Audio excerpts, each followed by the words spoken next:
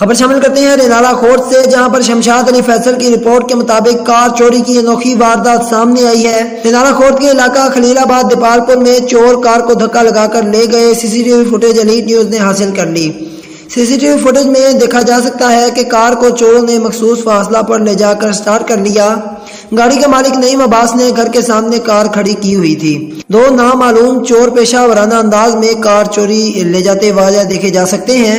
City police تاحال سراغ لگانے میں ناکام ہے، لیکن ایس ایچ او تھانہ سٹی دیپال پور کا کہنا ہے کہ کار چوری میں ملوث ملزمان کو جلد گرفتار کر کے برآمدگی کو یقینی بنایا جائے گا۔